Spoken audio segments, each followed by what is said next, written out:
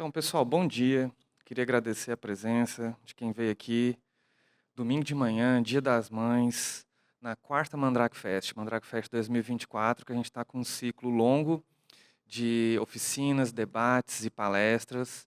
A gente conversou bastante nesses dias sobre o caminho do livro, a gente teve mesa de RPG e hoje, agora, nós vamos conversar com a Thaisa Montini sobre cosplay. A gente vai bater um bate-papo aqui sobre como realizar o cosplay num evento, né? E outras coisas também que podem aparecer pra gente. Bom dia e obrigado pela sua presença, Thaisa. Bom dia. Bom, para a gente falar de cosplay em evento, né, eu fui dar uma investigada e tentar me lembrar e pesquisar algumas coisas também sobre como que começou, né. Então, tipo, qual foi o primeiro evento que aconteceu, que alguém resolveu vestir de cosplay e apareceu naquilo ali. Boa. E existe uma pegada muito grande na parte japonesa e muita gente acha que surgiu no Japão, né. Porque faz parte da cultura deles de uma forma muito mais, eh, pertinente do que a nossa e há muito mais tempo do que aqui no próprio Brasil. Uhum. Mas não surgiu lá. Não? Não. Onde foi? E aí eu iludida pensando, né, com toda a minha parte nerd pensando que não, então foi Star Wars, Star Trek, alguma coisa assim, também Faz não. sentido. Muito antes do que isso, gente. Surgiu ali em 1939. Eu Boa. esperava algo ali em torno dos anos 50, anos 60, 70 no mínimo, assim, não.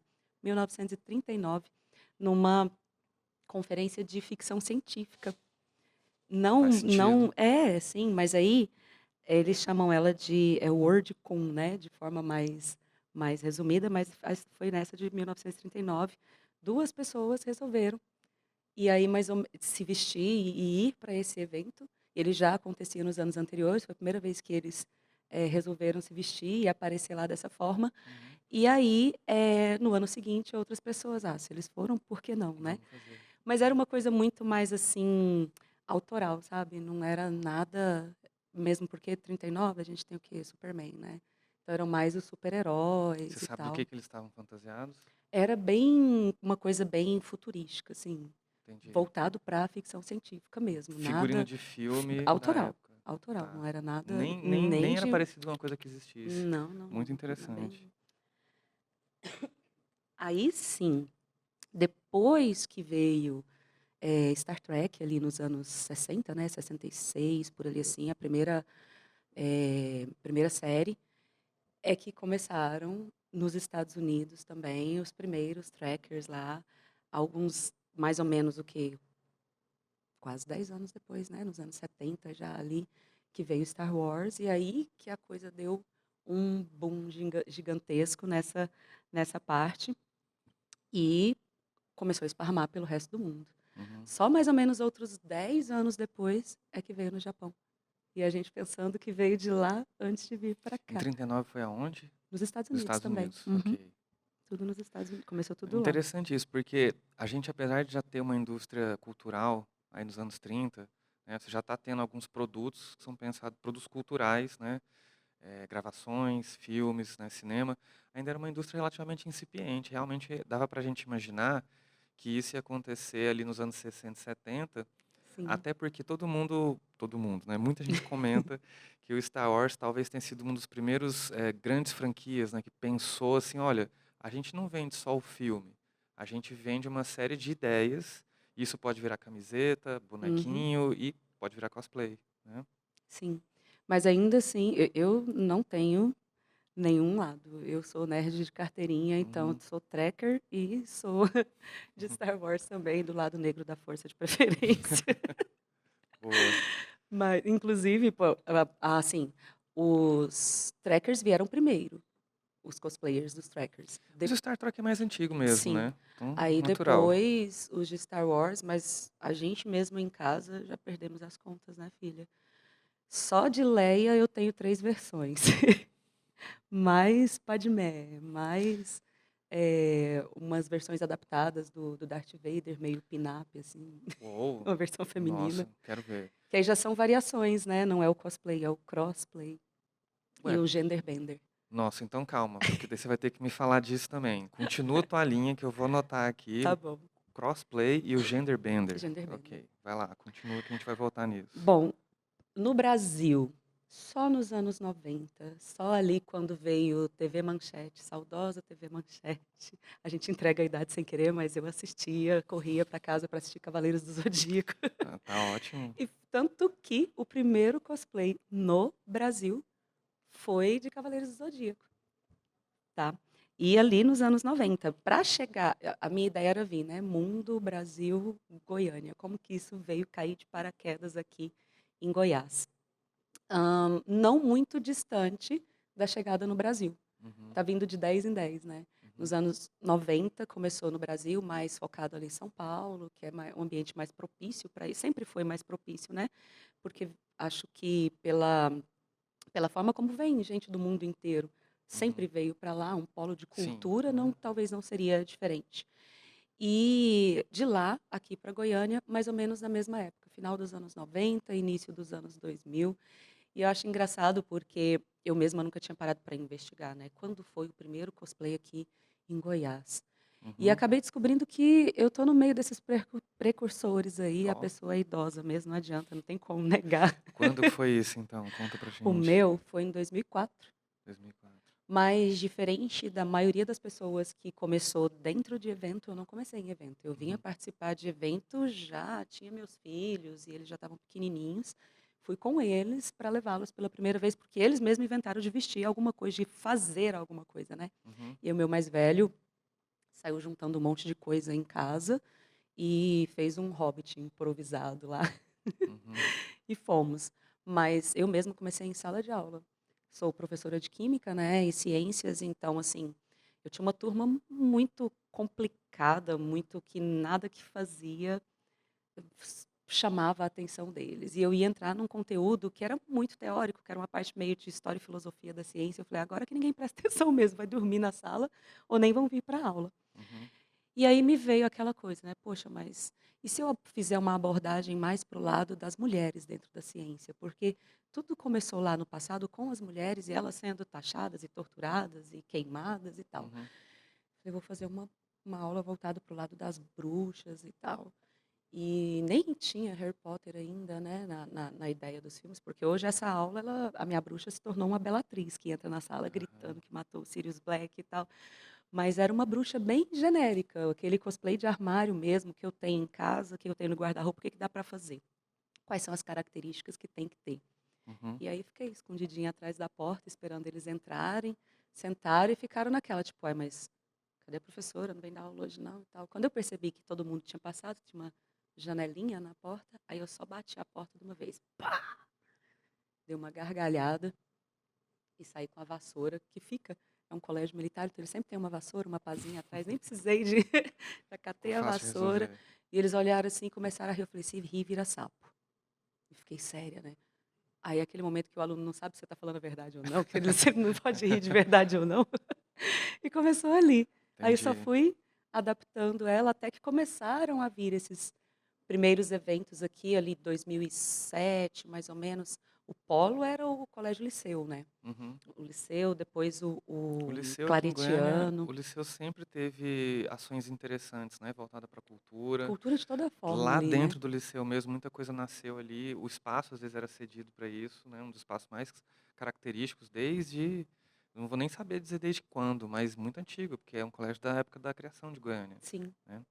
Mas deixa eu fazer uma provocação. Ah, Você falou de 2004. sim. E você falou que no Brasil teve coisas no final dos anos 90. Uhum. Eu também vou ter que denunciar a minha idade aqui e afirmar que eu estava presente em eventos de RPG Nossa. no final dos anos 90 aqui em Goiânia.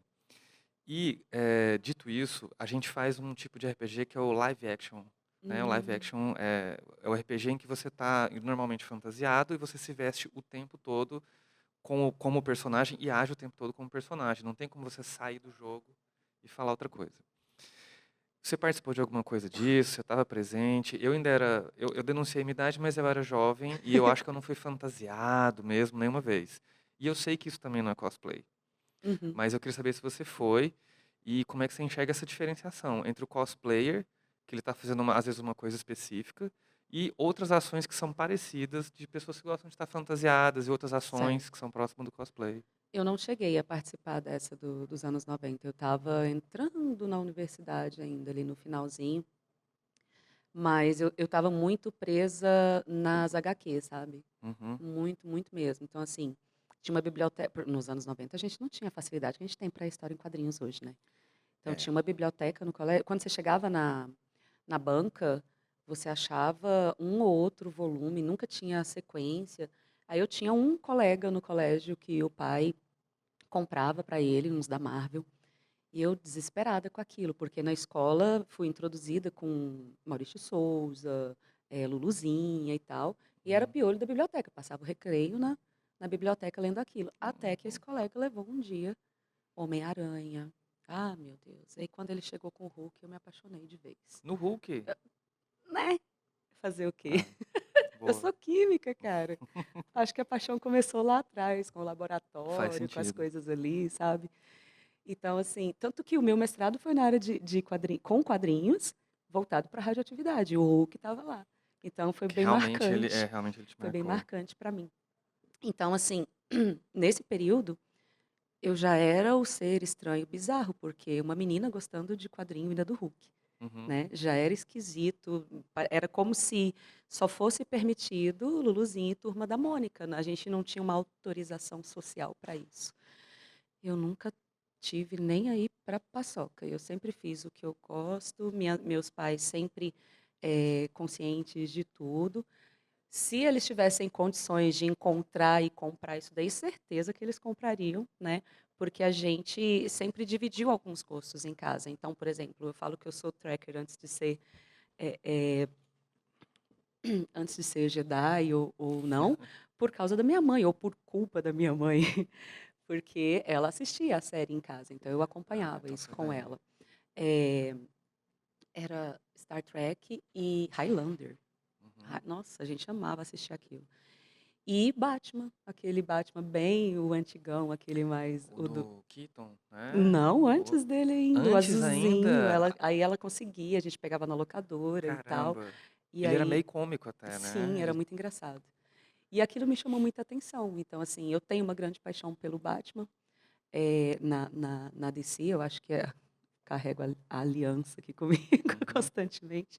Então era mais voltado para os quadrinhos, não era muito voltado para se já era complicado para uma menina, né, Uhum. ler isso, quanto mais se fantasiar Sim. disso. E eu não quando eu tive a oportunidade, eu não era a princesa. Então, como eu disse, eu fiz um Vader pin-up. Eu Uhum. não queria ser a princesinha, porque eu nunca consegui esperar para as coisas acontecerem. Eu até hoje, se eu falar: "Tenho tal coisa estragada, arruma ali para mim", se eu olhar e continuar estragado, eu vou lá e arrumo, eu vou lá e conserto. Então, eh dentro da universidade, já abordando as HQs na sala de aula, aí sim eu consegui puxar as fantasias para lá, como você disse. Mas ali eu trato como uma personificação didática, Uhum. entende? Até mesmo os personagens que eu levo para a sala não são exatamente os mesmos que eu trago para o evento. Vez ou outra coincide, mas nem sempre. Então, quando eu ainda faço essa aula, né, porque o conteúdo não infelizmente não mudou, eu preciso adaptar de alguma forma, senão eu mesma fico enjoada de ensinar a mesma coisa do mesmo jeito. Sim. Então eu pego uma abordagem que eu levo os mangás junto para eles, eu levo o Fullmetal Alchemist, eu me visto de Edward, Uau. faço todo um contexto para eles, isso até dentro da universidade. Eu Uhum. imprimi um círculo de transmutação enorme no formato de um banner e coloco no chão na porta da sala de aula para que os meninos passem pelo círculo para entrar. Uhum. Quem não conhece olha e fala assim: "Meu Deus, quer desviar, quer que eu faço? Eu posso pisar? O que ela vai fazer uma macumba? Que diacho que é isso que ela está fazendo aqui? Um ritual na sala de aula?". E não é, é só para dar um contexto mais teatral na coisa mesmo. Fazer os trejeitos, usar alguns trechos que me serão úteis naquele conteúdo naquele dia. Uhum. E a bruxa, como eu falei, eu puxo a Bellatrix para a história. Entrou um novo agora, né, a apotecária, que eu já estou por cima dela ali também, porque pega a mesma ideia do mesmo período e já é uma coisa nova e diferente também para Uhum. estar trazendo. Um pouco de Harry Potter e tal. E vou misturando a cultura pop, não só os quadrinhos. E eu oportunizava para os meninos poderem fazer esses personagens. Então, eles criaram as HQs deles, inspirados em outras comerciais, e eles tinham um momento de exposição, que era apresentar essa história para o público e baseado em quê? Então, a gente usava fusão e fissão nuclear. Aí trabalhávamos com o peito lá do Homem de Do Homem de Ferro, o Ferro, sim. reator dele Aham. ali, o reator Ark, o próprio Hulk, Quarteto Fantástico, e vários desses aí. E eles criavam salas temáticas, a gente chamava de H-Química o evento. Foram 7 anos, até a pandemia vir e acabar com o nosso Acabar com a sonho. vida. Então, eles podiam ir tanto com os personagens que serviam de inspiração para as histórias, como aqueles que eles criaram dentro da história que ele inventou, baseada naquilo. Então, a gente tinha o nosso próprio evento de HQs e de cosplay dentro do colégio, É muito entendeu? incrível, porque a gente tem tanto esse debate hoje em dia de tentar transformar a sala de aula num lugar mais interessante. Uhum, A gente fala muito sobre metodologias ativas sim. e você meio que criou um jeito próprio, né, de É, você fazer o interesse acontecer e trazer coisas do universo lúdico para facilitarem que os alunos absorvam, né, os fica menos conteúdos. sofrido, né? Porque eu não sei quem foi que inventou que aprender tem que doer. Para mim, aprender tem que ser divertido, porque as coisas que te fazem feliz te fazem lembrar mais sobre aquilo, Química, né? para mim, sempre foi dolorido. Eu ia gostar muito de ter uma professora cosplayer, eu poder inventar alguma coisa para eu fazer, porque eu queria fugir da química. E olha só, você citou dois termos, e eu queria Ah, que você sim. falasse um pouquinho para eles agora, sobre eles agora, né? Uhum, Primeiro o crossplay e depois o gender bender, que pelo nome eu já imagino o que que seja. E eu acho legal a gente também comentar que essas coisas não surgiram anteontem, porque hoje em uhum. dia eu acho que vários assuntos conexos com a área de gênero e entender as diferentes formas que as pessoas querem se identificar e ser e agir estão muito, né, na mídia, estão em voga, mas não são uma coisa de 5, 10 anos atrás, Não, como é algumas muito pessoas antes. pensam. São debates antigos, né? Alguns têm séculos, mas eu acho que alguns têm pelo menos uns 30 anos já bem ativos em alguns lugares do mundo, só talvez não tinham chegado para o grande público, né? Isso. Pegando o próprio cosplay, né? Uhum, O termo cosplay, ele surgiu lá atrás também, numa necessidade de criar algo que explicasse, né? O que que é essa manifestação que essa galera lá nos anos 30 está fazendo ali, está se vestindo. Então, a gente precisa dar um nome para isso. A gente parece que a gente tem necessidade de batizar as coisas, né? de criar categorias, É. né?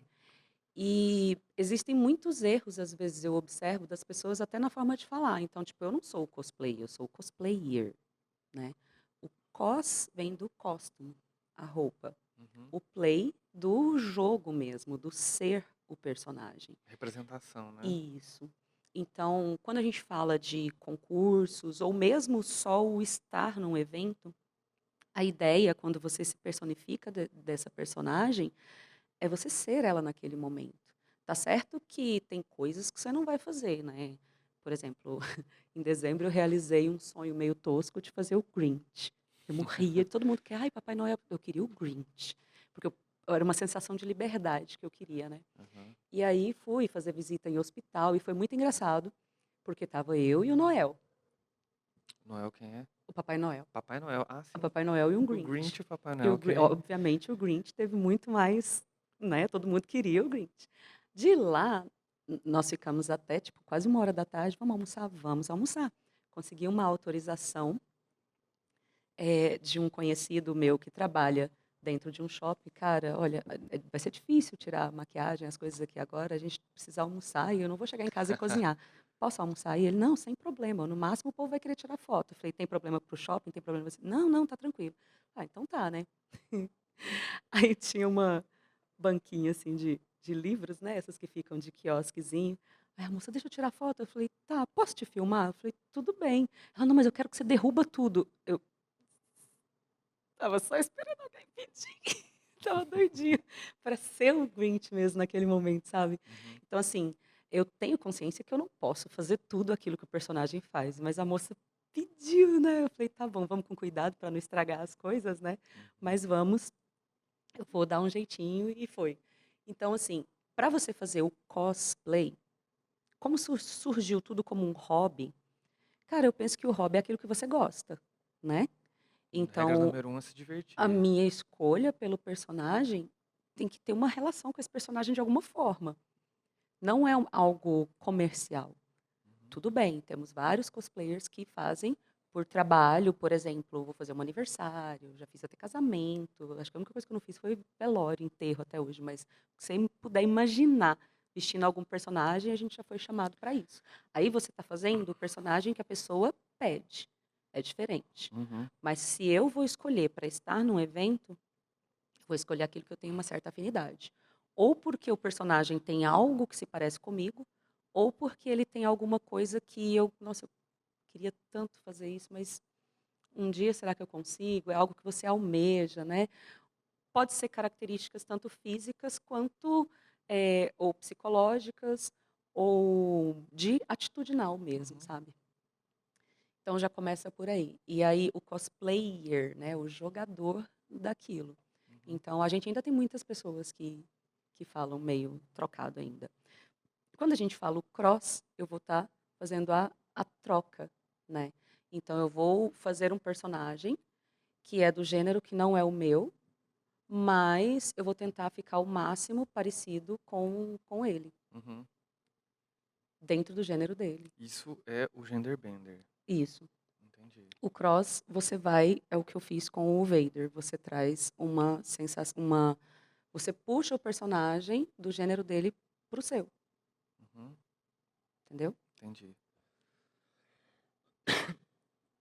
Bem, e quando a gente está pensando, como é o caso que a gente tem aqui na Mandrake, em que a gente pede para o pessoal vir fantasiado, né, os cosplayers estarem presentes aqui com a sua representação, e tem uma competição, Uhum. né? Tem alguma coisa, alguma dica, alguma coisa que você acha específico? Porque acaba que é difícil você Sim, representar tudo. E as pessoas acabam focando mais no visual, é. né?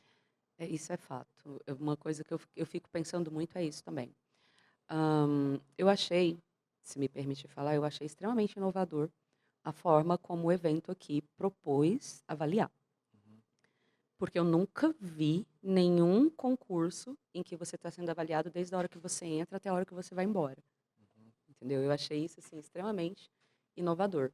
Por quê? Porque você coloca a pessoa para estar presente ali o tempo inteiro, para participar das outras coisas. Uhum. Infelizmente, hoje em dia, a gente tem tido uma gama de pessoas que está preocupado assim no sentido de competitividade. Ele Uhum. quer chegar no evento, ele quer subir no palco, ele quer se apresentar e aí ele vai embora. Uhum. E aí ele não vê nada do que aconteceu no evento. Ele Uhum. não participa de nada.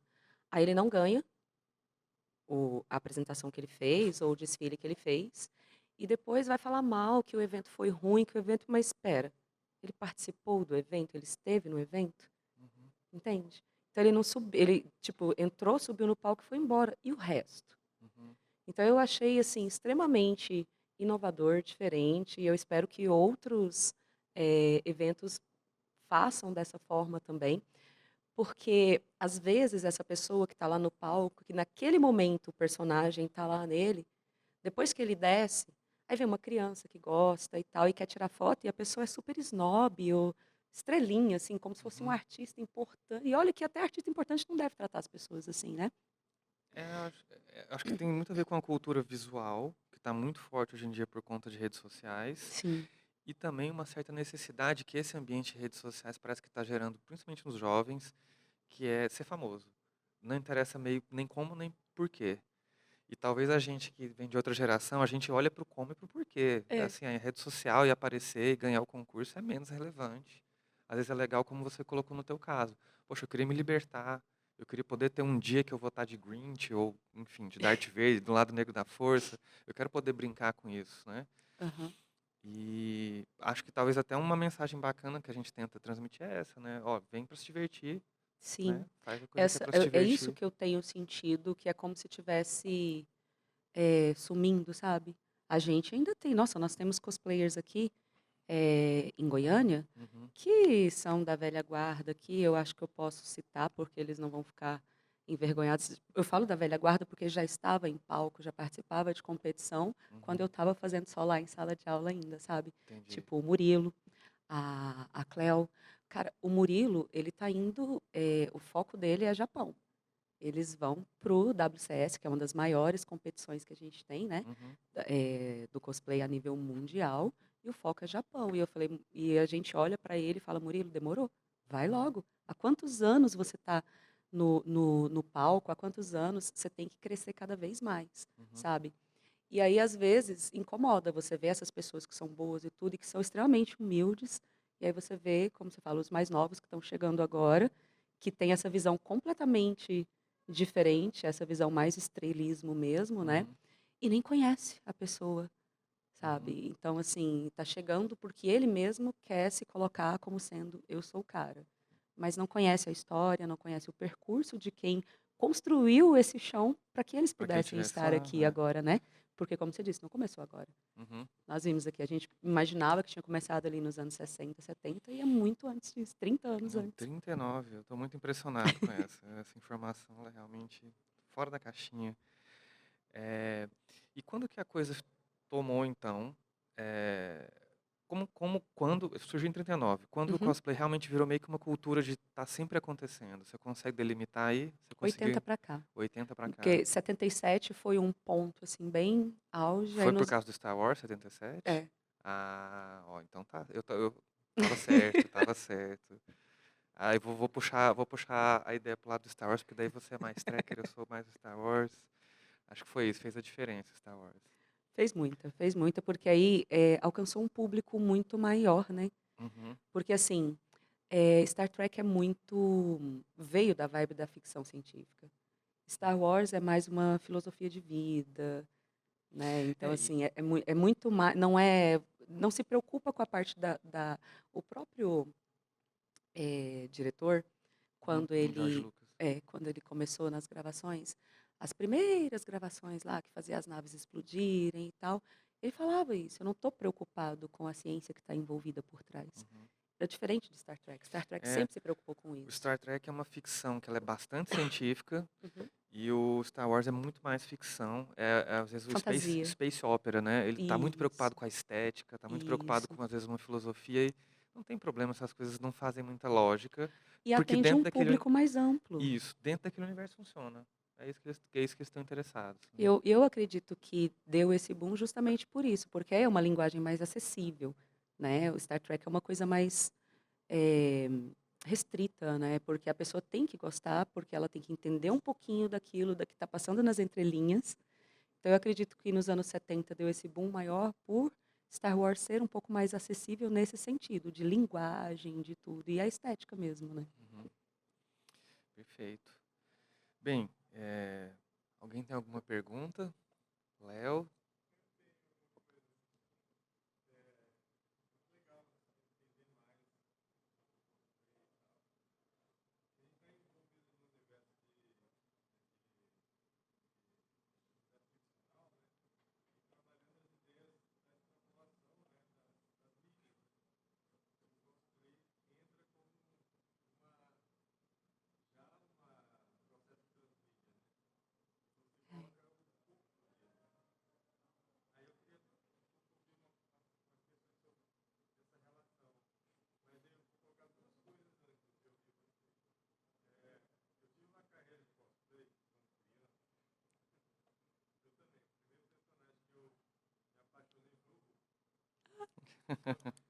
Eu vou repetir a sua pergunta depois no microfone para ficar na gravação.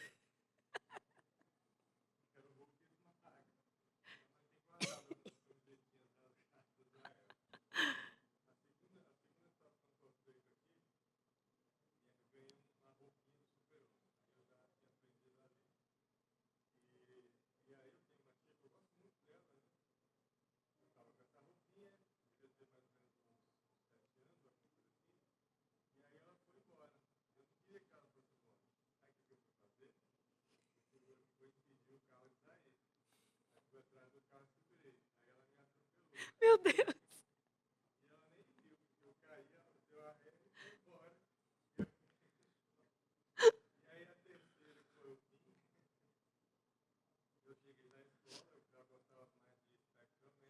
Nossa, muito bom também.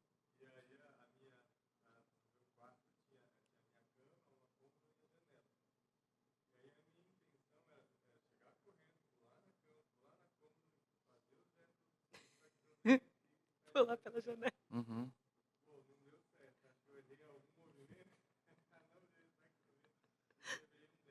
Meu Deus.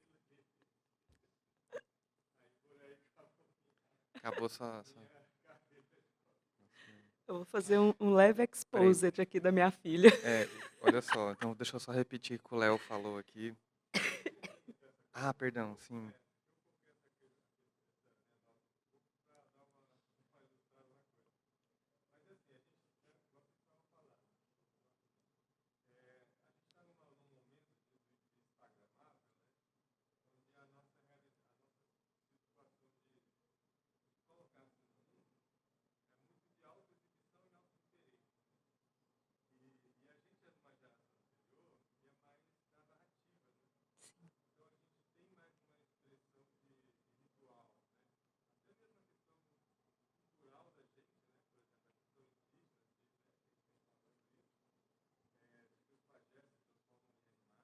Sim.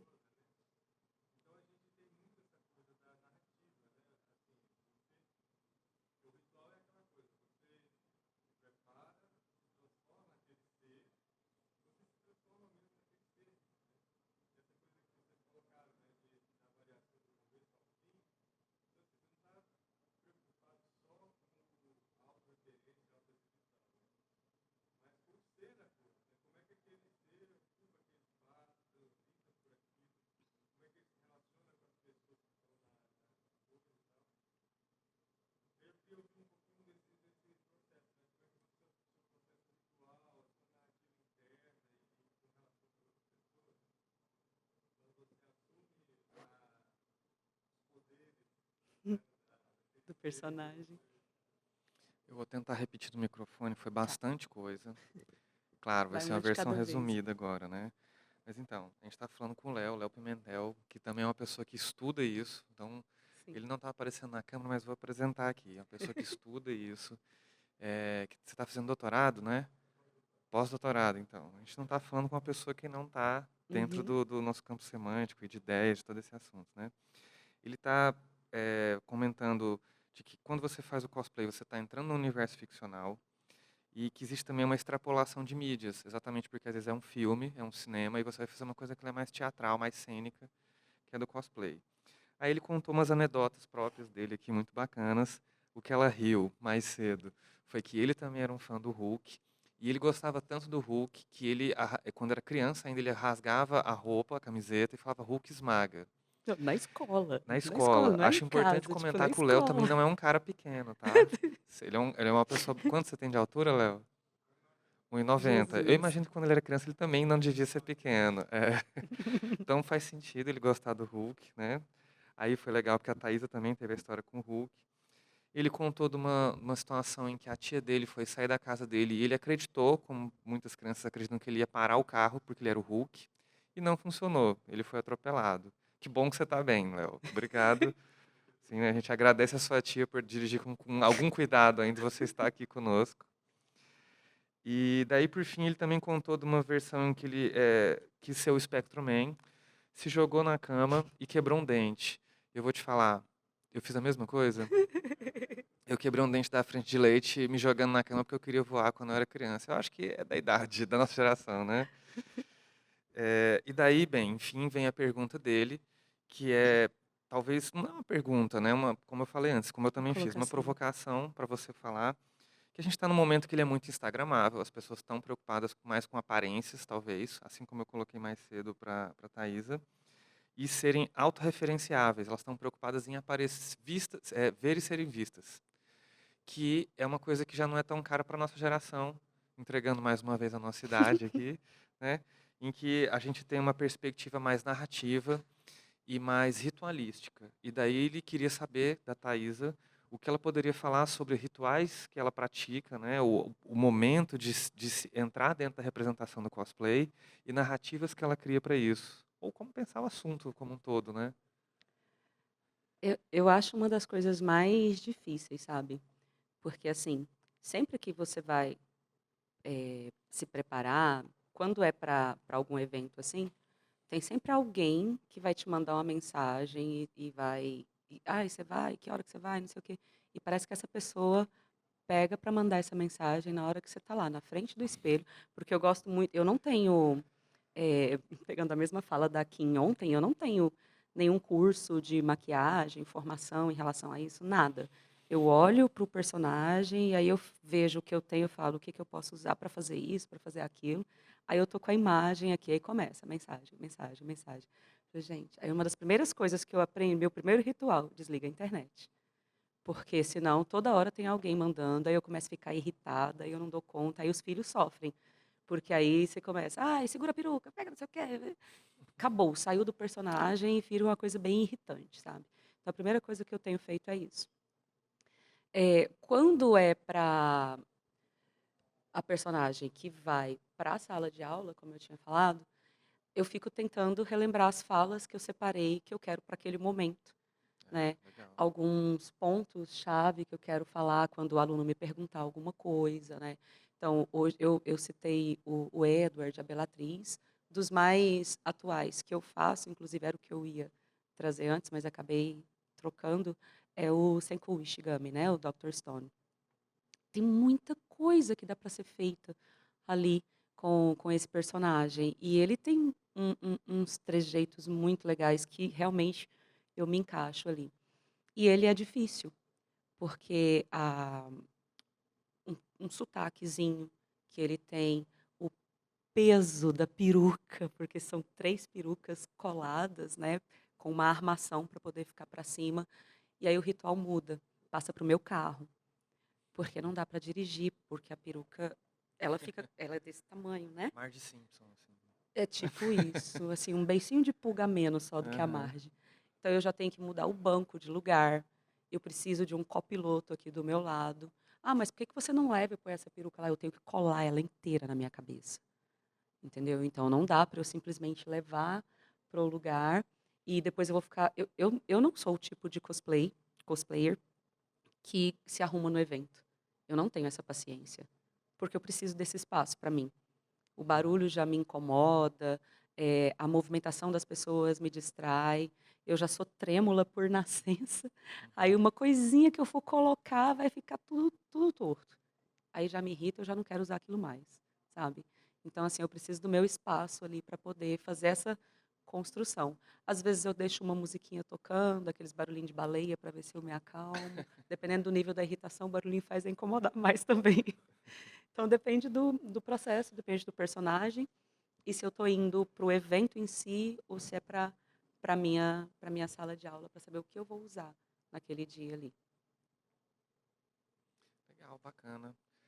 Tem mais alguma coisa que você queria comentar, Thaisa, ou a gente já encerra? Assim, da minha listinha que eu tinha Tá organizado aqui, eu acho organizado. que eu falei tudo que eu tinha Perfeito. pensado, programado mesmo. Obrigado, queria agradecer a sua presença, então. Eu que Agradecer a quem está agradeço. aqui, né? Domingo, Dia das Mães, último dia de Mandrake Fest. Ainda tem bastante coisa legal para a gente assistir. E agradecer a quem estiver assistindo em casa, porque esse vídeo vai ficar disponível para as pessoas poderem daí debater, entrar em contato com a Thaís, entrar em contato com outras pessoas que fazem cosplay, que vieram aqui na Mandrake. Espero que as pessoas curtam o evento e aproveitem esse momento para ter esse tipo de Interagir. bate-papo. É. Obrigado, Thaisa. Obrigado eu pela confiança, né, e pelo convite. Beleza. Até mais, pessoal.